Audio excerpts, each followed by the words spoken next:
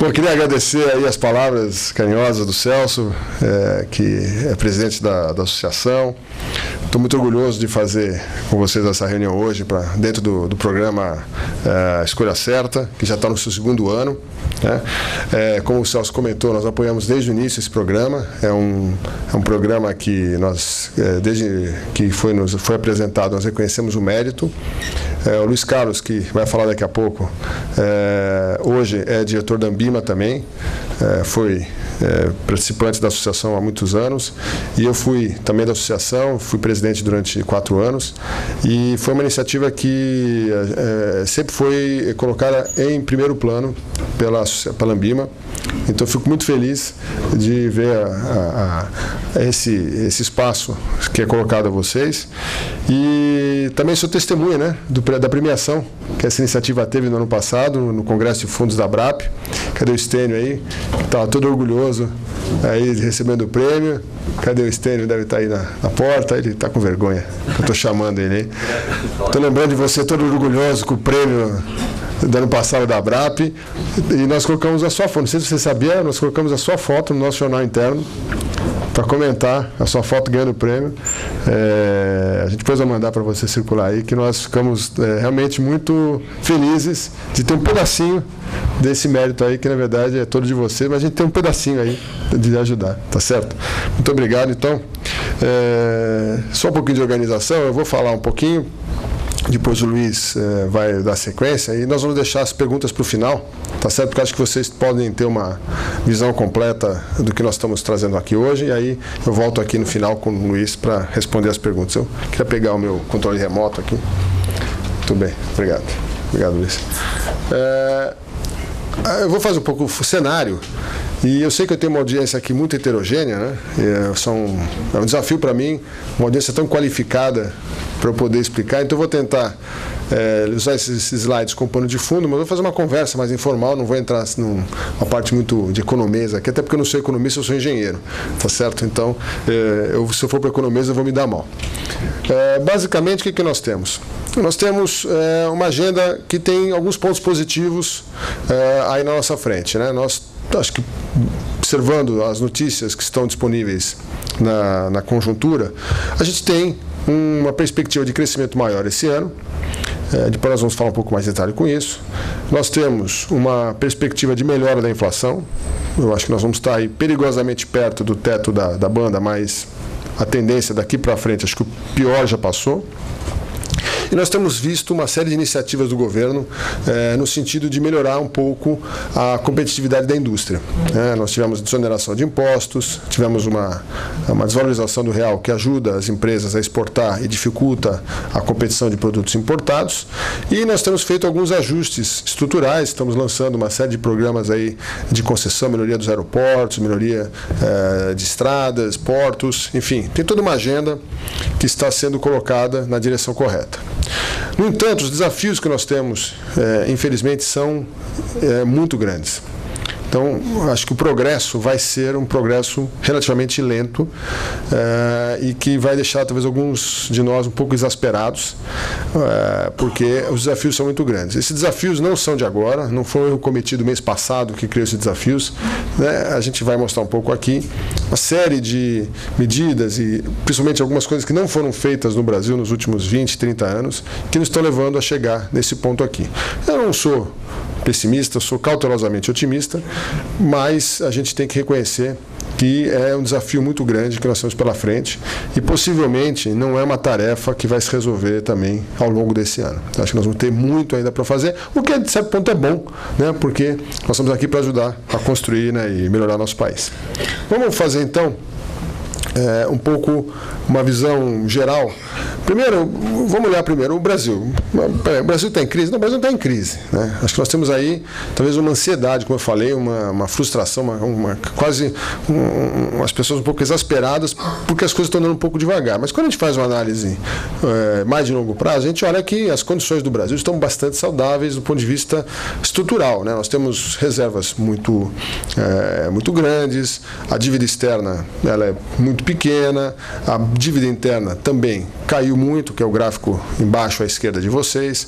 Enfim, nós temos assim, do ponto de vista da qualidade da gestão da economia brasileira, não temos assim no que se preocupar. Então acho que a gente pode tirar do cenário aqueles episódios que nós vivenciamos aí nos anos 80, um pouco nos anos 90, né, de acordar o jornal, crise. Eu acho que nós podemos descartar isso aí. Né? Acho que não é disso que nós estamos falando. Nós não estamos falando de uma surpresa, alguma coisa que vai colocar todo mundo aí em pânico no dia seguinte. Não é nada disso. A gente tem. Isso acho que é uma grande conquista dos últimos 20 anos, se foi fazendo uma série de progressos na economia brasileira, que hoje nós estamos numa situação muito mais estável e sólida. Né? O que nós estamos agora discutindo muito mais a velocidade do nosso crescimento e a qualidade do nosso crescimento do que uma situação de crise ou não crise. Acho que até é uma questão, a gente ficou mais, né, exigente. A gente tinha uma ambição há 20 anos de acabar com a inflação. Bom, acabou, é isso daí. Bom, e daí que tem um monte de coisa para fazer. Tem violência, tem estudo, tem crescimento, tem emprego, etc. E tem muita coisa para fazer. Acho que é nesse ponto que nós estamos. Entre o que tem para fazer e o que já foi feito, acho que tem gente mais impaciente e gente mais conformada. E acho que essa é um pouco a divisão do Brasil que se tem hoje, quando a gente lê nos jornais aí, entre os que estão na oposição e os que estão na situação. É muito mais entre a velocidade dessa evolução e o que falta fazer versus o que já foi feito. É nesse ponto que nós estamos. Vou um pouquinho mais rápido aqui. Eu acho que tem uma mudança aqui. Muito bem. Crescimento. Bom, como eu falei, esse ano nós podemos ser um pouco mais otimistas em relação ao crescimento. Por quê? Porque a economia brasileira, ano passado, ela teve que absorver uma série de choques e esse ano a gente já tem uma condição de crescimento um pouco melhor. Porém, esse crescimento não vai ser um crescimento tão bom quanto a gente poderia ter. A gente está trabalhando com um crescimento da ordem de 3%, com a possibilidade de ser um pouquinho para baixo, né? E, basicamente, esse crescimento vai ser maior no primeiro trimestre do que no resto do ano. Ou seja, tem uma série de fatores que vão fazer com que a gente tenha um ano relativamente em desaceleração, um pouquinho ao longo do ano, principalmente aí pelo que o Banco Central vai ter que fazer na parte de juros. Né? Então, algumas pessoas, aproveitando esse ponto, ficam se perguntando, peraí, mas caramba, por que é tão ruim crescer pouco? Afinal de contas, o desemprego está baixo, a gente vai falar isso daqui a pouco. O que está acontecendo? Na verdade, por que o crescimento é tão importante? Porque o crescimento, né, é que permite às empresas terem lucro. E no Brasil, os investimentos são feitos, a maior parte deles, pelas empresas. Quando a gente olha as contas nacionais, não vou entrar numa discussão muito técnica aqui, grande parte dos investimentos no Brasil é feito pelas empresas. E no Brasil a gente não tem um mercado de financiamento de longo prazo. É muito difícil pegar empréstimo de longo prazo. Quem tentou comprar uma casa financiada sabe disso. Né? Portanto, a maneira pela qual as empresas fazem investimento é feito pelas empresas. Não tem financiamento de longo prazo, as empresas financiam seus investimentos com lucros retidos. Então, quando o lucro das empresas cai, não tem dinheiro para investimento. E dinheiro para investimento é que permite crescer no futuro. O investimento, quando ele é feito, ele é um gasto. Então, do ponto de vista da economia, ele gera o mesmo efeito. Comprar um trator ou comprar um carro gera o mesmo efeito na economia, do ponto de vista do PIB de hoje. Mas comprar um trator vai fazer com que esse trator seja usado para construir casa ou construir, arar uma fazenda. Isso gera produção futura. O carro, se for um carro de transporte, tudo bem, mas se for um carro para lazer, fim de semana, não vai gerar muita produção. Então, quando a gente gasta demais em bens de consumo, a gente tem PIB, mas não planta as sementes do crescimento futuro. Então a sequência é essa. Nós temos que crescer, não porque crescer não é um valor em si, não é crescer não é por crescer. Inclusive tem pessoas que falam, poxa, será que a gente não está abusando do planeta, poluindo demais, gastando água demais? Pois é, tem que pensar nisso também. Mas na economia brasileira, a gente tem que crescer. Além disso, se a gente pegar o PIB brasileiro e dividir pela população, o PIB brasileiro per capita é pequeno. Então, na média, nós somos um país pobre. Então, nós também temos que crescer para que a nossa economia, a nossa população, na média, seja mais rica. Porque não mais rica para ter mais carro, mas para ter qualidade de vida. Né? Poder pagar melhor educação para os filhos, poder comprar melhor comida, etc, etc, tudo nós sabemos. Então, o crescimento, ele no Brasil é necessário por esses dois fatores. Porque ele permite mais crescimento no futuro e nós precisamos crescer por muito tempo para melhorar a média do padrão brasileiro. A gente é a sexta economia do mundo, no global. No per capita, nós estamos lá para 70. Nós temos que melhorar. Ok? Outra coisa que se fala, poxa, o crescimento está muito bom, a renda está crescendo. Não, eu acho que a renda tem que crescer mesmo. Porém, há que haver um equilíbrio. Todo mundo que tem a possibilidade de ter empregados domésticos está percebendo o que significa isso agora. Veio uma medida muito correta do ponto de vista social, mas que aumentou o custo de todo mundo que tem um empregado em casa. Então, quando isso acontece, fica todo mundo de mau humor. Tá certo? Então, as empresas é a mesma coisa. Olha essa curva aí. É o crescimento da renda média nominal. Está sempre perto aí dos 10% ano após ano. Tá certo? Bom, se a empresa aumenta o salário 10%, ela tem que duas alternativas. Ou ela aumenta o produto dela 10%, ou ela tem uma folga na matéria-prima dela, ou ela tem que diminuir o lucro. Bom, nós sabemos que se ela aumentar 10% o preço dela, gera inflação, quem vai pagar a conta é a gente mesmo. Se ela tiver uma folga de matéria-prima, legal. Mas a gente sabe também que não dá para imaginar que isso vai ser para sempre, porque nada pode cair para sempre. E se ela diminui o lucro, aí vem aquele problema do investimento e a empresa fecha. Tá certo? Então, esse crescimento de salário ele tem que vir acompanhado pela produtividade aumentar. Ou seja, a mesma pessoa tem que produzir mais. E, infelizmente, isso no Brasil não está acontecendo. Vou falar isso daqui a pouco. Outra questão que também preocupa, a questão do câmbio. Por que o câmbio preocupa? Porque o câmbio, ele hoje tem uma interferência maior do governo, mas ele é influenciado a longo prazo por uma série de questões. E a maior questão hoje do nosso câmbio, na minha opinião, de engenheiro, é que nós temos no Brasil ilhas de excelências extremamente produtivas em algumas regiões do país, que são capazes de produzir bens que o mundo inteiro quer comprar por preços extremamente baixos. Então, com esse câmbio aí que está nessa pontinho vermelho aí embaixo, super baixo, tem uma série de empresas, muitas delas aqui do estado, outras em outras regiões, que são muito competentes em exportar. Então, essas ilhas de excelência no Brasil, no agronegócio, na mineração, em alguns setores manufatureiros, elas têm uma capacidade de competir muito forte. Porém, essa qualidade não é vista em todas as indústrias. Então, esse câmbio está fazendo o quê? Que as boas indústrias brasileiras estão expulsando as más indústrias. E não é bom para o Brasil ter poucas indústrias, porque pode acontecer uma reviravolta. Já teve uma época que era chique comprar chapéu. Hoje é celular, né? Daqui a pouco vai ser outra coisa. Então, nós temos que tomar cuidado para não deixar essa questão do câmbio matar uma série de indústrias brasileiras que não estão conseguindo ser produtivas. Em parte, elas não são produtivas porque o salário está crescendo rápido demais. Ok? Então, qual é o resultado? Quando nós olhamos toda essa sequência, olhamos uma figura que ela talvez a síntese do debate que tem hoje. Nós vemos essa linha azul, que são as vendas, né? Essas vendas vêm crescendo, um crescimento que até acelerou a partir de 2006, vem crescendo praticamente todos os anos. Essa curva aí é uma curva de valores reais. E quando nós vemos uma curva laranja, que ela vinha no mesmo compasso da curva azul, que é a produção industrial, e de repente ela começou a perder ímpeto. Ela vinha, na verdade, não é que ela perdeu ímpeto, ela não conseguiu acompanhar a aceleração da curva azul. Houve a crise, vocês veem que na crise a curva laranja caiu muito mais do que a curva azul, e a curva azul foi embora e a curva laranja parou. Esse delta aí que aparece, que é imenso, isso aí é demanda, ou seja, nosso dinheiro que está vazando para o exterior.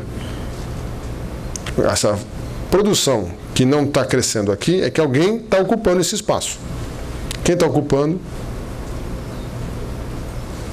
O mundo. Por isso que o Brasil é adorado. Por isso que o Brasil, você abre o jornal, qualquer jornal, Financial Times, Washington Post, Wall Street Journal, Le Monde, Gazeta della Sera, todos adoram o Brasil. Por quê? São as empresas alemãs, italianas, francesas, americanas, até mexicanas que estão ocupando esse espaço. Tá certo? Então o debate que tem hoje, eu não tenho resposta, talvez a resposta esteja no meio. Algumas pessoas falam assim, não, o que acontece é o seguinte, essa curva azul, ela vai ser a isca que vai atrair a curva laranja. Com base nessa curva azul, os industriais vão falar, não, nós temos que produzir mais e vender. Outros dizem assim, não, você não está entendendo. Essa curva laranja, ela está estagnada porque a gente não consegue produzir tão barato quanto esses concorrentes que estão aqui entrando. Então, o que vai acontecer é que, como quem emprega as pessoas da curva azul são as empresas da curva laranja, uma hora essa curva azul vai virar. E o que eu queria dizer para vocês, que é muito cedo para dizer, mas dá uma olhada na pontinha dessa curva azul, o que está acontecendo com ela. Se a gente olhar assim, com um olhar um pouquinho crítico, você vê que ela está dando uma parada. Como eu falei, eu não sei como é que essa equação vai se resolver, mas aquela finalzinho da curva azul preocupa um pouco. Por isso que eu falei que a gente vai ter um ano de crescimento, mas não tão grande quanto a gente gostaria. Outra coisa que preocupa, aí um pouquinho de coisa de engenheiro de novo, a gente faz umas calculeiras aí, mistura um monte de índice de cá e de lá, a gente faz uma coisa que essa curva meio bordô aí, chamada indicador de antecedentes, que é uma brincadeira de tentar fazer um liquidificador aí de uma série de indicadores e antecipar um outro indicador que é importante, que no caso aí a curva azul é o investimento. Como eu falei para vocês, o investimento permite o crescimento futuro. Então, a gente olha muito de perto o investimento. E o investimento, ele tem um ciclo. A gente olhou essa curva bordô, e isso não é apenas uma coisa meio assim ao acaso, né? Os economistas que nos ajudam lá, eles têm toda a fundamentação econômica. Então eles pegam indicadores que têm essa propriedade, fazem essa calculeira e falam, olha, tá vendo? Olhando a curva bordô, ela mais ou menos antecipa um pouco a curva azul. Quer dizer, a curva azul estava lá embaixo, a bordô subiu, né? Começando ali pelo lado esquerdo do gráfico de vocês. A curva azul estava lá embaixo, né? Em 2004, aí a curva bordô subiu e a curva azul veio atrás. Aí mais adiante, em 2008, a curva bordô deu uma caída, a curva azul logo em seguida caiu. Olha a curva bordô como é que está, paradinha. Não dá para dizer que é coisa linear, né? Que é, olha, menos 5 na curva bordô, aliás, entre 0 e menos 20 a curva bordô, portanto, a curva azul vai ficar entre 0 e menos 5. Não dá para ser matemático assim, mas dá para dar uma tendência. Então a gente vê que o investimento não está vindo. Essa curva bordô é um pouco o resultado desse blá blá que eu falei até agora, tá certo? Inflação, mão de obra, rentabilidade dos investimentos, etc, etc, etc. É um pouco dessa soma aí, tá? Então a gente vê, não dá muito ânimo. Inflação. Bom, inflação está no jornal, né? Todo mundo falando do tomate. Espero que ninguém tenha trazido tomate para jogar em mim hoje aqui. A boa notícia é que eu vou falar um pouquinho daqui a pouco sobre o mundo. A gente vê que a inflação, ela também dá para fazer essa brincadeira de uma coisa tentar antecipar outra. Aqui é uma coisa mais direta, é uma coisa mais imediata. A curva azul, uma letrinha CRB, não é a Confederação Rio-Bretana de Futebol, não, né? CBD. CRB, como muita gente já sabe, é um índice de commodities, né? Que é um índice calculado fora do Brasil, que ele é em dólares, né? Então nós fazemos nessa curva aí, pegar esse mesmo índice e traduzir em reais. Então, se esse índice subir 10% e o real não, valorizar 5%, esse índice vai dar 5%. Então, é a diferença dos dois. E o que dá isso? Dá o preço das commodities em reais. Como commodities são produtos totalmente intercambiáveis, né? A gente consegue antecipar qual vai ser o preço das commodities aqui no Brasil em função do preço internacional. Isso tem uma demora porque o produto é importado, tem que ser adaptado, empacotado, etc. Enfim, tem um certo tempo. E a gente vê aí também, aí é mais óbvio, né, que a curva azul também antecipa a curva laranja. A curva laranja é a inflação. A inflação brasileira tem um peso grande de commodities. Então, como vocês veem aí, indo direto ao ponto, a curva azul está no negativo, tá? Né? Abaixo de zero. Portanto, a nossa inflação tem uma tendência de melhorar. Não vai melhorar muito, porque como vocês podem ver à direita aqui, para quem gosta de ver com mais detalhes, né? Aqui à direita, você vê que essa curva laranja, ela está junto com a curva azul, mas a curva azul, a gente tem que ler o nível dela pelo lado esquerdo aqui, tá vendo? Então, se a CRB está aqui embaixo, abaixo da linha, eu vou lá na esquerda dar menos 7 aqui, né? A curva laranja, você tem que vir aqui para a direita. Então, enquanto essa curva azul aqui equivale a menos 7, né? Aqui equivale a mais 15, a laranja, ela está oscilando entre 5 e 6,5. Tá? Então, estou dizendo aqui que a tendência seria a curva laranja vir mais perto do 5. Não é que ela viria para negativo. Não é porque ela vem para baixo de zero que ela é negativa. Tá? É um gráfico com duas escalas. Desculpe se eu estou sendo meio óbvio aqui, mas como eu falei, a gente tem uma audiência aqui que é heterogênea e nem todo mundo está acostumado a esse gráfico. Então, o que acontece? Nós temos hoje uma situação do Brasil, como eu falei, que preocupa um pouco.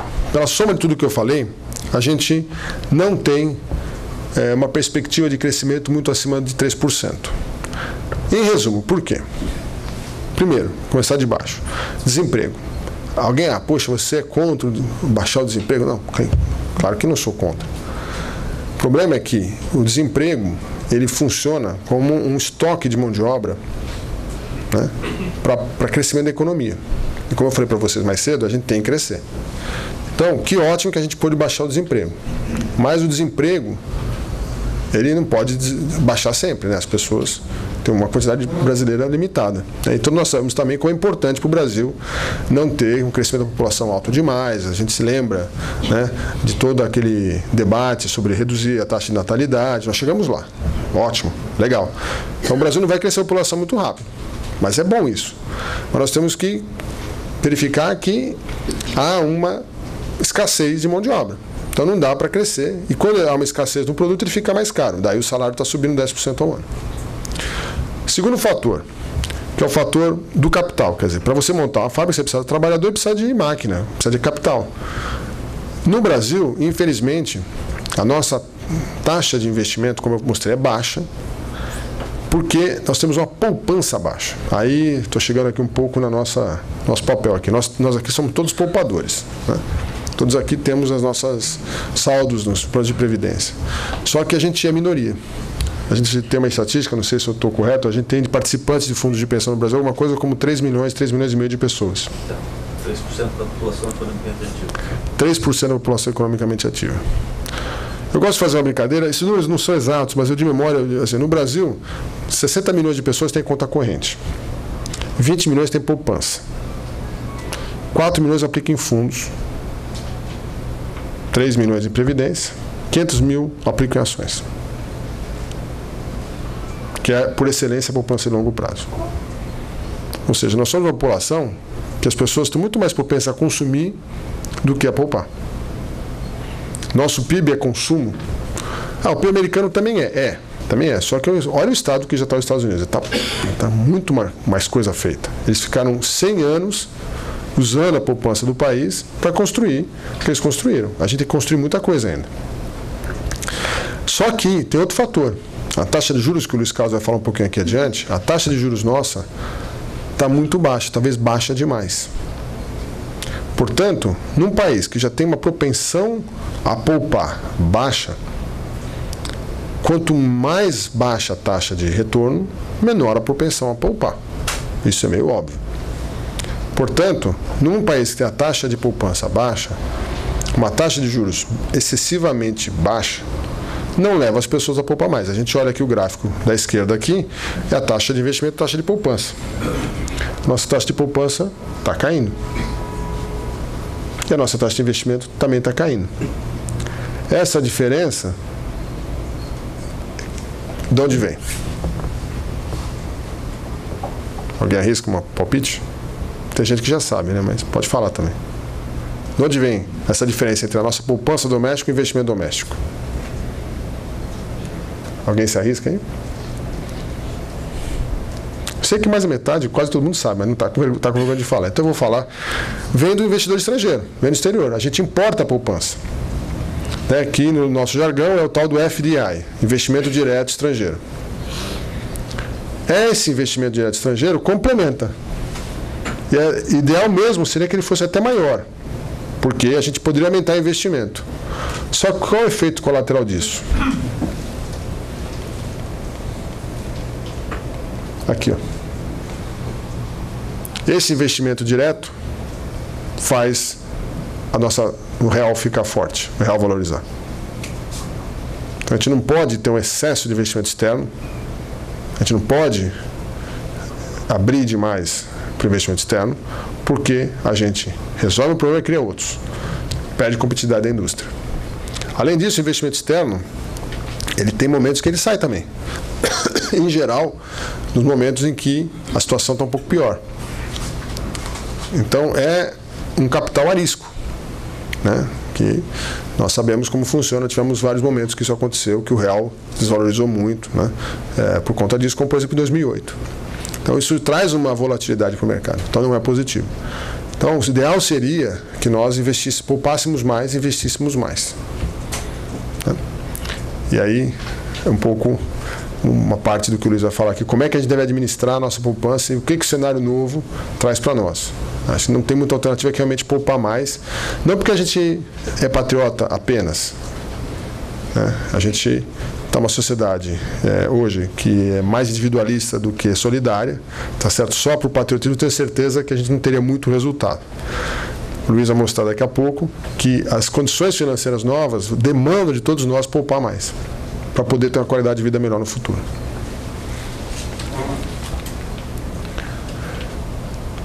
E um outro fator que nos preocupa, esse é de difícil solução, por isso que eu acho que esse vai precisar de algumas décadas para a gente melhorar, infelizmente, e vocês não estão vendo nada daí, nem eu daqui, tá? Então, estamos juntos nessa barca, mas vou explicar para vocês. Esse gráfico mostra a nota média em provas de matemática de vários países, tá certo? Acreditem em mim, quem não está vendo, o Brasil está aqui embaixo, ó.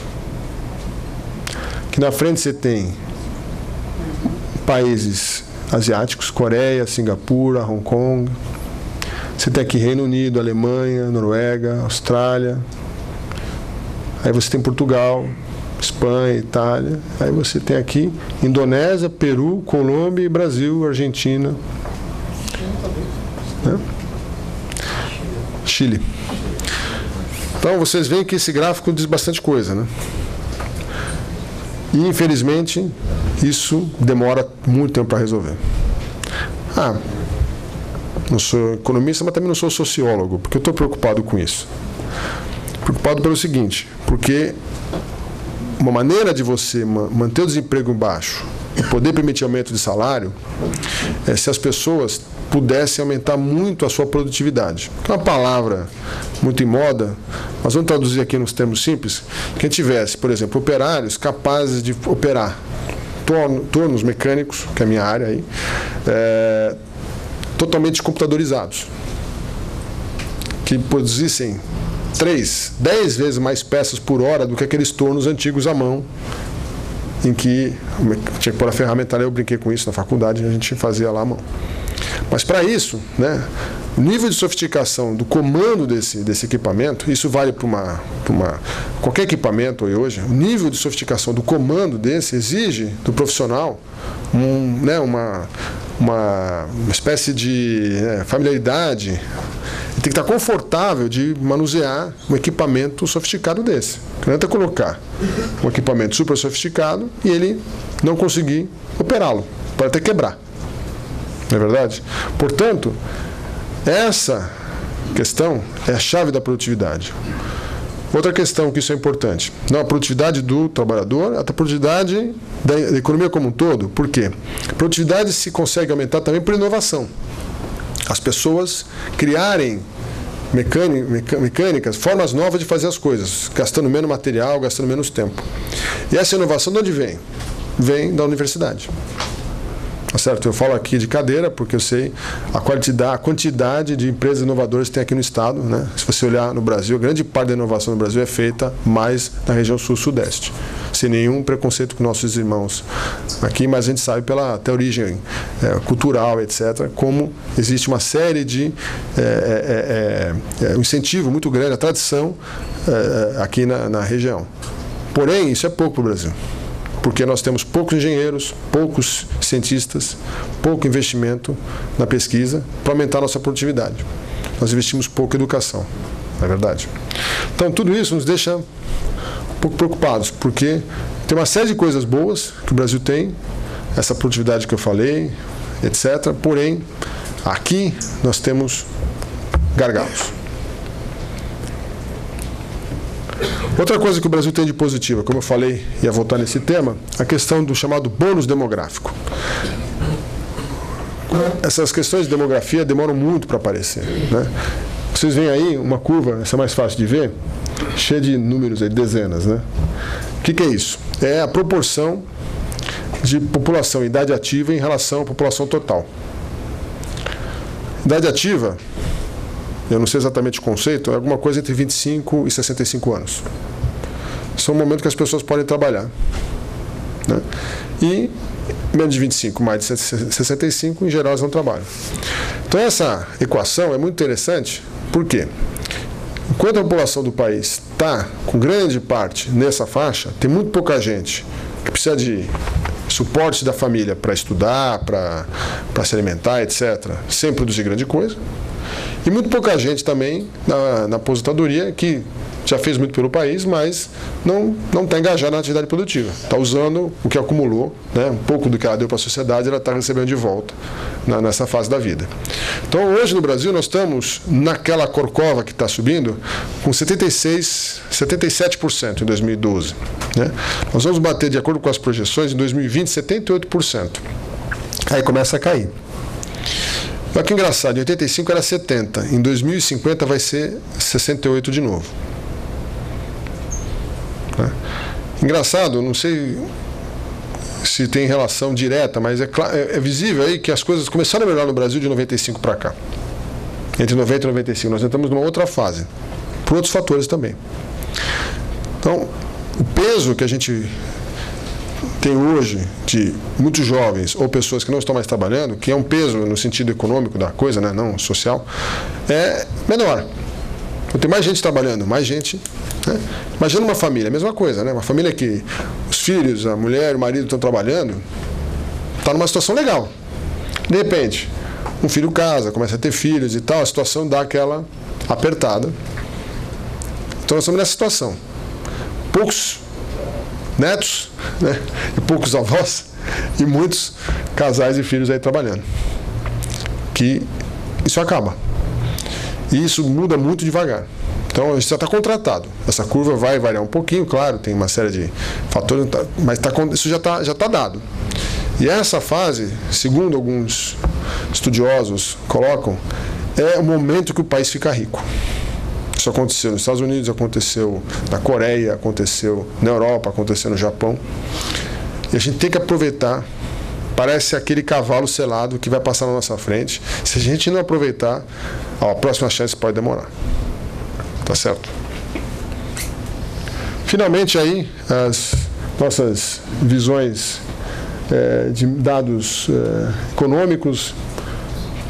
PIB 2,7 para 2013, desemprego 5,7, IPCA 5,8, Selic deve subir nos próximos dias, possivelmente esse mês, talvez mês que vem, fecha o ano 8,75. E aí por diante, câmbio 2,15. Enfim, essa é a nossa futurologia, que depois a gente pode deixar com vocês. Queria, antes de passar a palavra para o Luiz, falar uma palavra sobre ações. Né? Talvez uma coisa um pouco fora do dia a dia de muitos aqui, mas as entidades de previdência aqui, que a gente conhece, que nós somos parceiros há muitos anos, todas elas têm um pouco de ações na sua carteira. E a Bolsa Brasileira está... Como eu escrevi outro dia num artigo para nossa revista interna, está exigindo da gente uma dose imensa de paciência. Porque desde 2009 que a Bolsa está praticamente parada, na verdade ela está caindo. Então, por que a Bolsa está caindo? Porque a lógica da Bolsa é a lógica do capital. Quando a gente tem uma atividade industrial andando devagar, uma atividade global fraca no mundo, custo de trabalho subindo e uma incerteza muito grande, há uma fuga do capital. E essa fuga, ela faz com que o preço das ações caia. Certo? Olhando para frente, eu acho que, da mesma maneira que eu falei em outro momento aqui, nada vai só numa direção, né? As ações nunca vão cair para sempre. Eu acho que nós estamos aí tendo uma semana muito dura para o mercado de ações, está em torno de 53 mil pontos. Mínimo que já bateu nos últimos meses foi 52 mil pontos, que eu acho que é um índice interessante. O problema é que, no ano passado, a gente tinha uma taxa de juros mais alta. Então, os nossos colegas aqui, os dirigentes financeiros das entidades, eles tinham a possibilidade de garantir praticamente o retorno da entidade, da fundação, com a renda fixa. Essa parte dava bem acima da poupança, da meta atuarial e diversos indicadores. Então, a parte de ações era quase um almoço grátis. Se podia aplicar nas ações, essas ações se valorizavam a longo prazo, as entidades de vocês são de longo prazo, e aí, na hora da baixa, você podia comprar e esperar porque ia subir. Agora, com a taxa de juros mais baixa, a folga é muito pequena. E o pior é que, como a expectativa de retorno que está embutida em todos vocês é muito alta, o ideal seria ter mais ações. Aproveitar esse momento para ter mais ações, que elas estão caindo.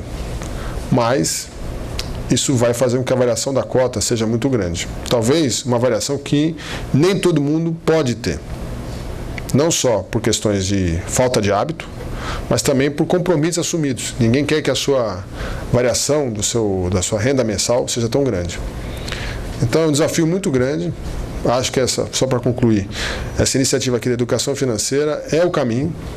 As pessoas entendendo melhor o que está acontecendo, tirando suas dúvidas, colocando seus pontos bem claro, permite aos dirigentes aqui que estão presentes, que estão cuidando do dinheiro de vocês e que nos contatam também para fazer isso, que se sintam mais confiantes, possam fazer as decisões coerentes com o longo prazo e que vocês se sintam confortáveis com os resultados que às vezes são medidos também no curto prazo e não só no longo prazo. Tá certo?